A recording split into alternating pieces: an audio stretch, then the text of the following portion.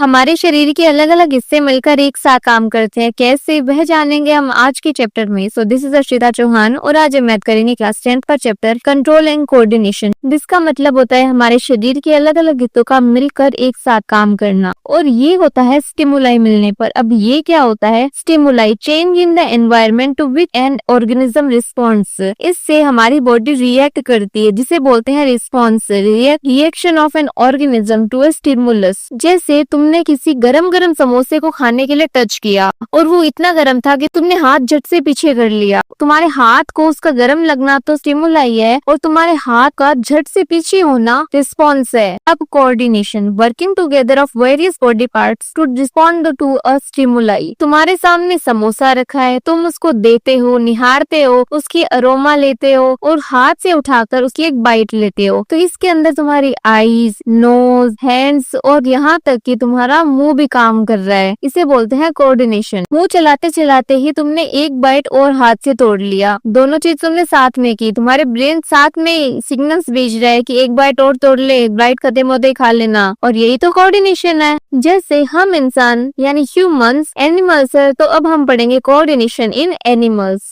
Coordination in animals has two types, the nervous system and endocrine system. Animals में coordination दो तरीके से होता है, nervous system and endocrine system. Nervous system के दो टाइप्स होते हैं, CNS central nervous system and PNS peripheral nervous system. CNS में आते हैं ब्रेन एंड स्पाइनल कॉर्ड और पीएनएस में आते हैं क्रेनियल नर्व जो ब्रेन से निकलती है और स्पाइनल नर्व जो कि स्पाइनल कॉर्ड से निकलती है। नर्व पढ़ने से पहले हम पढ़ेंगे रिसेप्टर्स और effectors. Receptors means cells, tissues and organs that receives the stimulus. Receptors वही है जो स्टिमुलाई को फील करते हैं। वो सेल्स या टिश्यूज होते हैं जो स्टिमुलाई को डिटेक्ट करते हैं, ये भी बोल सकते हो। जैसे आंखों में फोटो रिसेप्टर्स लाइट को डिटेक्ट करते हैं, नाक में ऑल्फैक्टरी रिसेप्टर्स स्मेल को, टंग की गस्टेटरी रिसेप्टर्स टेस्ट को, ईयर के फोनो रिसेप्टर्स साउंड को, और स्किन में थर्मो गर्मी या ठंड, और नोसेप्टर्स पेन को डिटेक्ट करते हैं। इफेक्टर्स ये वही है जो स्टिमुलाई को रिस्पॉन्ड करते हैं। मसल्स, टिश्यू या glands that act in response to a stimuli. Effectors action लेते हैं जिसे हम रिस्पॉन्स कहते हैं। एग्जाम्पल के तौर पर आंख का रिसेप्टर लाइट स्टिमुलस डिटेक्ट करके विजुअल सिग्नल बनाता है, ब्रेन उसे देख के डिसाइड करता है, फिर हाथ या पैर को बोला जाता है कि चलने के लिए। इस तरह सेंसेशन प्रोसेसिंग से रिस्पॉन्स, ये काम नर्वस सिस्टम से बहुत तेज होता है क्योंकि सिग्नल्स इम्पल्सेस के फॉर्म में ट्रेवल करते हैं और ये इम्पल्सेस जिनमें ट्रेवल करती है वो होती है nerve cells.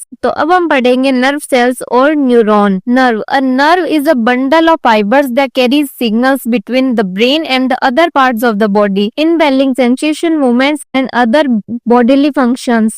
Neuron, structural and functional unit of nervous system, longest cell in the body, carry message in the form of electrical impulses or signals. Nerve जो कि फाइबर्स का एक बंडल होता है, अपने साथ सिग्नल्स कैरी करके रखता है ब्रेन और अदर बॉडी पार्ट्स के बीच इन बेलिंग सेंसेशंस और मूवमेंट्स और अदर बॉडीली फंक्शंस के। न्यूरॉन नर्वस सिस्टम का स्ट्रक्चरल और फंक्शनल यूनिट है, मतलब नर्वस सिस्टम बहुत सारे न्यूरॉन से मिलकर बना हुआ होता है और यह हमारी बॉडी की सबसे लंबी सेल यानी लॉन्गेस्ट सेल है और ये मैसेज यानी इम्पल्सेस को इलेक्ट्रिक सिग्नल के फॉर्म में कैरी करता है। अब न्यूरॉन्स का स्ट्रक्चर देखते हैं। हर न्यूरॉन का एक सेल बॉडी जो न्यूक्लियस रखता है, ब्रांचिंग डेंड्राइट्स जैसे ट्विग जो सिग्नल्स रिसीव करते हैं और लंबा एक्सोन ट्यूब जैसा जो सिग्नल्स दूसरे न्यूरॉन तक ले जाता है। एक्सोन पर एक प्रोटेक्टिव माइलिन शीट होती है जो सिग्नल को लीक होने से बचाती है। ये माइलिन शीट उसी तरह होती है जैसे किसी इलेक्ट्रिक वायर पर रबर की शीट होती है। अब पढ़ते हैं साइनेप्स,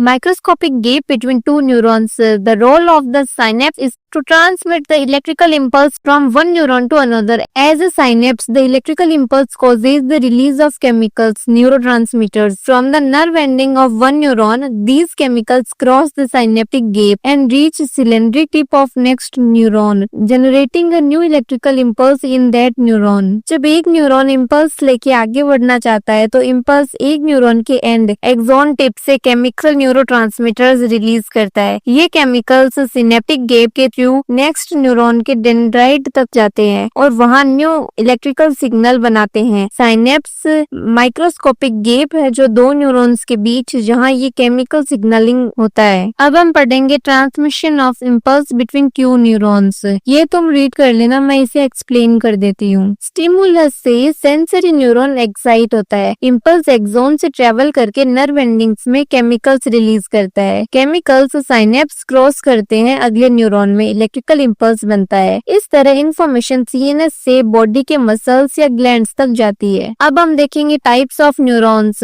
जो रिसेप्टर्स से सिग्नल लेकर आती है। Sensory neurons transmit impulse from receptors to CNS. Receptors जैसे स्किन या आईज से सिग्नल्स ले जाते हैं सीएनएस तक। Motor neurons transmit impulse from CNS to effectors और मसल्स और ग्लैंड्स। सीएनएस से सिग्नल्स लेके मसल्स या ग्लैंड्स इफेक्टर्स तक पहुंचाते हैं। रिले न्यूरॉन्स या inter neurons connects sensory and motor neurons. Sensory और मोटर न्यूरॉन्स के बीच ब्रिज बनाते हैं, स्पेशली स्पाइनल कॉर्ड में, रिफ्लेक्स आर्क में, जिसे हम आगे पढ़ेंगे। अब हम देखेंगे न्यूरोमस्कुलर जंक्शन एनएमजी। इसके नाम से पता चल रहा है neuro means neuron, muscular means muscle और जंक्शन मीन्स जंक्शन। न्यूरॉन और मसल्स के बीच का जंक्शन जो दोनों को जोड़ता है। Point of contact between never ending of a motor neuron and a muscle. अब तुम सोचते होगे मसल्स मूव कैसे करते हैं? How do muscles move? Muscles cells have specialized proteins that change their shape and arrangements in the cell in response to nervous electrical impulses. Muscle cells move by changing their shape so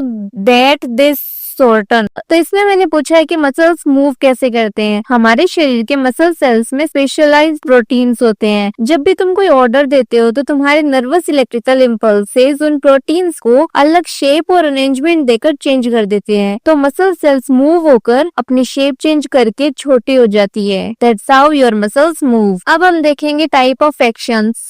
voluntary action controlled by will, जो इसके अंदर दिमाग की जरूरत होती है। Thinking involve, brain involve, जैसे कि walking, writing, dancing, talking etcetera. अब इनवॉलंटरी एक्शंस, इसमें तुम्हारे दिमाग की या सोचने की बिल्कुल जरूरत नहीं होती, वो अपने आप होती रहती है। Blood pumping by heart, peristalsis and digestion, पलके झपकाना, सांस लेना भी। और अब reflex actions, thinking not involve, brain directly not involve, सिर्फ थिंकिंग की कोई जरूरत नहीं होती। ब्रेन इन्वॉल्व तो होता है पर डायरेक्टली नहीं। With drawing a hand from hot object, मतलब किसी गर्म चीज के हाथ लगाने पर तुम तुरंत हाथ पीछे कर लेते हो। ब्लिंकिंग व्हेन समथिंग कम्स, कोई भी चीज आती है तुम्हारी आंखों के सामने, तुम झट से आंख बंद कर लेते हो। Close to the eye, sneezing, छींक लेना। अब हम देखेंगे रिफ्लेक्स एक्शंस को डिटेल में। रिफ्लेक्स मूवमेंट भी बोल सकते हो। A reflex action is a sudden, quick या involuntary movement in which thinking is not involved. Reflex actions are controlled by spinal cord. It helps protect the body by producing a quick reaction। जैसे तुम्हारी आंखों के सामने कोई झट से कुछ लाता है तो तुम आंखें झपका लेते हो, आंखें बंद कर लेते हो। ये एकदम सडन होता है, इतना क्विक कि तुम्हारे ब्रेन को तो पता भी नहीं चलता ये चीजें हो भी रही है। ये सब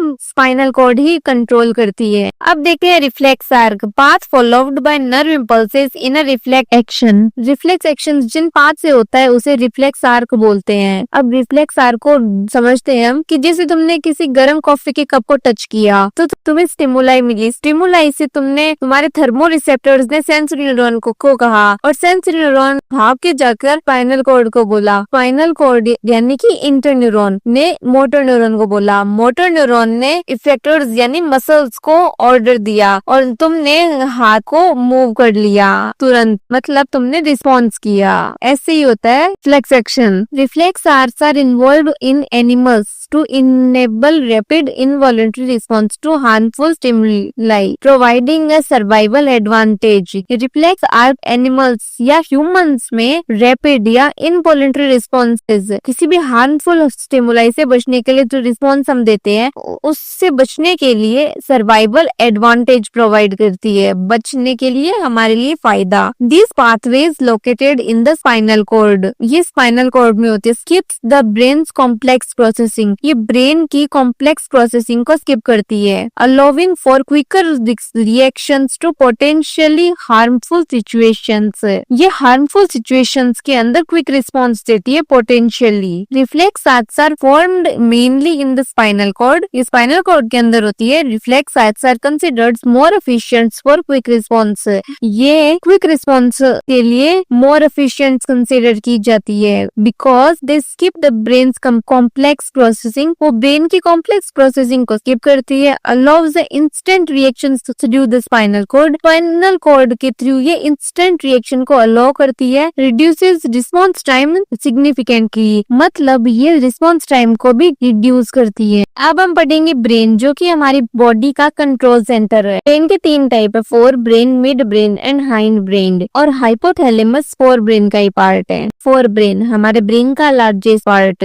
main thinking part of brain consists mainly of the cerebrum and hypothalamus, hearing, memory, reasoning, speech, emotions, interpretation and all voluntary actions. Hypothalamus में hunger, thirst controls secretion of hormones from endocrine system. Fore brain सबसे बड़ा part thinking part है, इसमें cerebrum और hypothalamus शामिल है। Cerebrum में अलग अलग एरियाज होते हैं, vision, hearing, speech, reasoning, memory वगैरह के लिए। हाइपोथैलेमस हंगर, थ्रिस्ट और हार्मोन्स कंट्रोल करता है, जैसे body temperature regulate, growth hormone के लिए रिलीजिंग फैक्टर देती है। फोर ब्रेन में स्टोर्ड इंफॉर्मेशन और सेंसरी सिग्नल्स को प्रोसेस किया जाता है और वॉलंटरी एक्शंस के लिए डिसीजन लिए जाते हैं। अब hind brain, pons regulates breathing rate and sleep cycle. Medulla controls involuntary actions like blood pressure, heart beat, salivation and vomiting. Cerebellum precision of voluntary actions, maintaining posture and balance of the body, picking a pencil, riding a bicycle. Hind brain medulla, pons और cerebellum से मिलकर बना है, ये involuntary और body coordination functions के लिए responsible है। Medulla blood pressure, heart beat, breathing और स्वेलिंग जैसी बेसिक एक्टिविटीज रेगुलेट करता है। जैसे कि एनसीईआरटी बताती है कि ब्लड प्रेशर, सलाइवेशन और वोमिटिंग जैसे इनवॉलंटरी एक्शंस मेडुला कंट्रोल करती है। सेरेबेलियम पोस्चर और बैलेंस के लिए जरूरी है, ये लिम्स के प्रिसाइज मूवमेंट्स और बैलेंस मेंटेन करता है। सोचो आप साइकिल चलाते हुए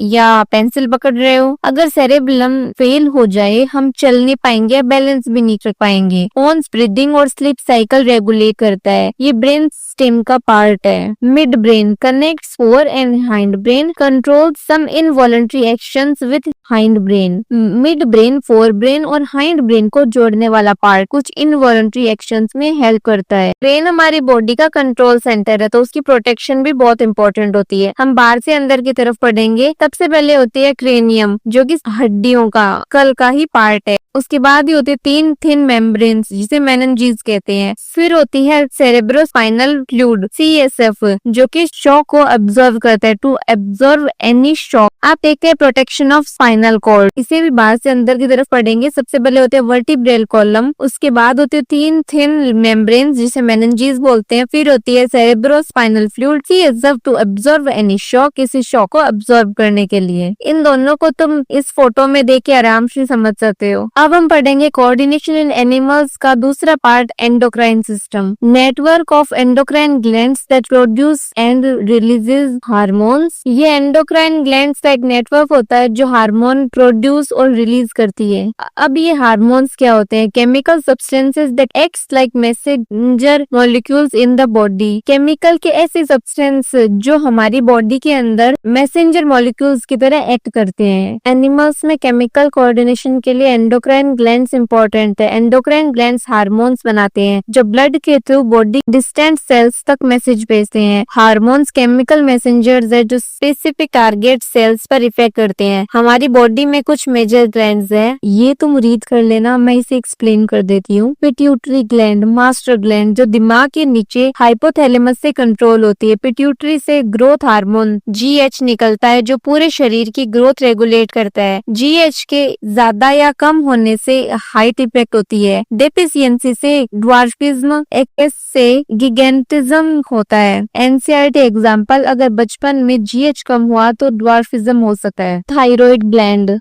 गले में होती है। थायरोक्साइन एंड ट्रायोडोथायरोनाइन हार्मोन्स से मेटाबॉलिक रेट रेगुलेट होती है। कार्ब या प्रोटीन या फैट मेटाबॉलिज्म सब कंट्रोल करता है। यह होता है है। आयोडीन की जरूरत होती है थायरोक्साइन बनाने में। आयोडीन की कमी में गोइटर, थायराइड एनलार्जमेंट हो जाता है। एनसीईआरटी एग्जांपल, जब सॉल्ट में आयोडीन इंक्लूड किया जाता है तो गोइटर बचा जा सकता है। एड्रेनल ग्लैंड्स, किडनी के ऊपर एड्रेनलिन और नोराड्रेनलिन रिलीज करते हैं फाइट और फाइट रिस्पॉन्स के लिए। एड्रेनलिन बॉडी को इमरजेंसी के लिए प्रिपेयर करता है। हार्ट बीट फास्ट, ब्रीदिंग तेज, मसल्स में ज्यादा oxygen etcetera. For example, exam stress में एड्रेनलिन रिलीज होता है और हार्ट तेज रखने लगे। पैनक्रियाज, दोनों ग्लैंड और ऑर्गन इंसुलिन और ग्लूकायोन यहाँ बनते हैं। इंसुलिन ब्लड शुगर लेवल कम करता है बाय ग्लूकोज को सेल में अपटेक करा के। अगर इंसुलिन सही से ना बने, डायबिटीज मेलिटस, तो ब्लड शुगर बहुत बढ़ जाता है। एनसीईआरटी एग्जांपल, डायबिटिक को इंजेक्शन के थ्रू इंसुलिन दिया जाता है एज ट्रीटमेंट। गोनेड्स, ये दो होते हैं, ओवरीज और टेस्टीज। टेस्टीज मेल में होते हैं और ओवरीज फीमेल में होते हैं। सेक्स हार्मोन बनाते हैं। टेस्टीज में testosterone, male secondary traits, deep voice, beard muscles बनता है। ओवरीज में ओस्ट्रोजन या progesterone, female traits, breast menstrual cycle बनते हैं। प्यूबर्टी के टाइम इनका सेक्रेशन बढ़ता है जिससे हमारे शरीर में ड्रामेटिक चेंजेस होते हैं। एनसीईआरटी एग्जांपल्स, अचीवमेंट्स की हाइट, बॉडी, हेयर साइकिल शुरू होना etcetera and others. Hypothalamus pituitary को रिलीजिंग हार्मोन्स देता है, pineal, melatonin, parathyroid, thymus etcetera. Feedback mechanism, the timing and amount of hormones released are regulated by feedback. Example, blood sugar level increase, pancreas produce more insulin. Blood sugar level decrease, insulin secretion is reduced.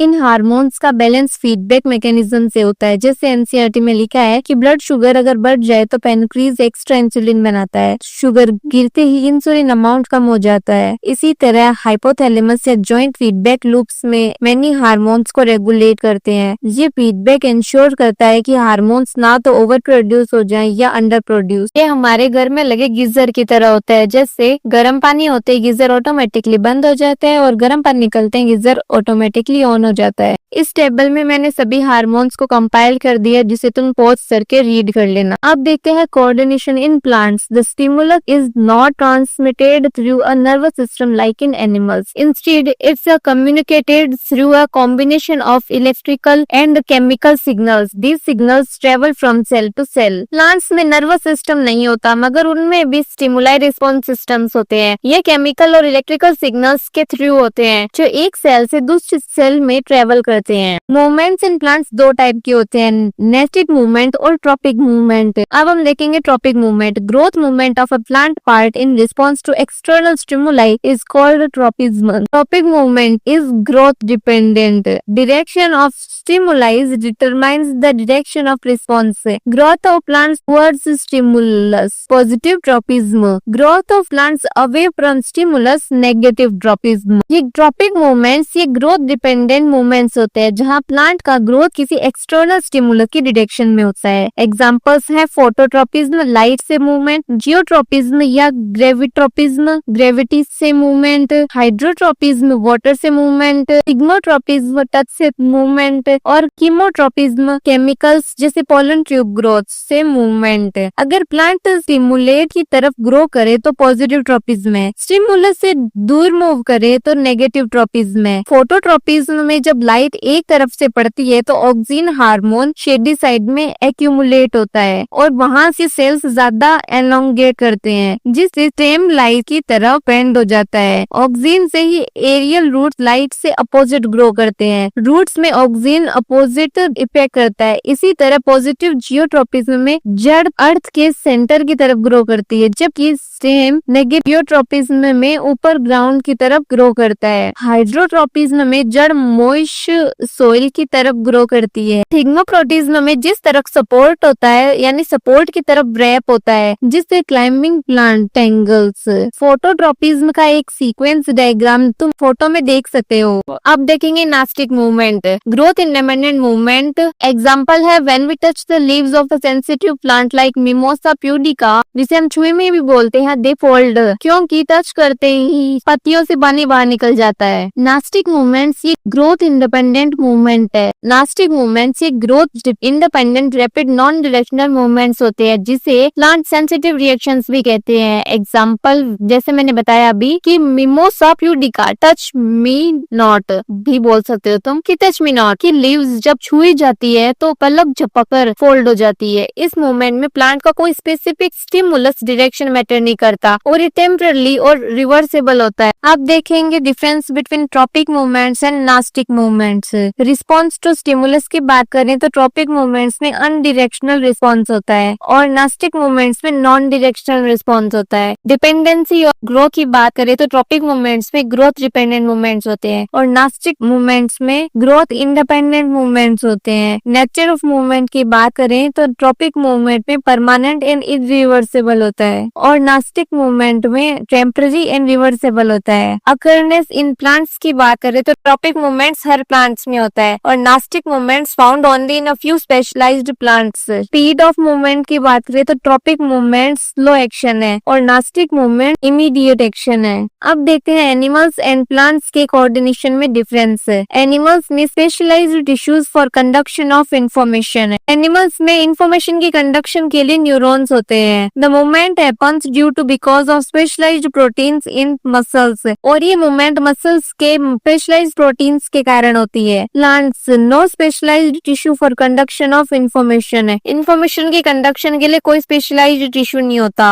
The movements happens due to because of change in amount of water in cells result in swelling और shrinking और ये movement cells में water के amount में change के कारण होती है और रिजल्ट के तौर पर अगर पानी कम हो जाए तो श्रिंकिंग और पानी ज्यादा हो जाए तो स्वेलिंग होती है। अब देखते हैं हार्मोन्स इन प्लांट्स। ऑक्सीन जो कि जीपी यानी ग्रोथ प्रमोटर हार्मोन है, मतलब ये प्लांट की ग्रोथ को बढ़ाता है। Promotes cell elongation in shoots, controls phototropism, ये प्लांट्स की लंबाई को बढ़ाता है और बेंडिंग ऑफ प्लांट्स यानी फोटोट्रोपिज्म को कंट्रोल करता है। बेंडिंग ऑफ प्लांट्स हम आगे पढ़ेंगे। जिब्रेलिन ये भी ग्रोथ प्रमोटर है। Stimulates stem elongation present in greater concentration in areas such as fruits and seeds, यह तने की यानी स्टीम की लंबाई को बढ़ाता है और यह फ्रूट्स और सीड्स जैसे एरिया के अंदर ज्यादा कंसंट्रेशन यानी ग्रेटर कंसंट्रेशन में होता है। साइटोकाइनिन ये भी जीपी यानी ग्रोथ प्रमोटर हार्मोन है। प्रमोट सेल डिवीजन, ये सेल डिवीजन को प्रमोट करता है। Delays ageing of leaves flowers, यह फ्लावर्स और लीव्स की एजिंग को डिले करता है। Abscisic acid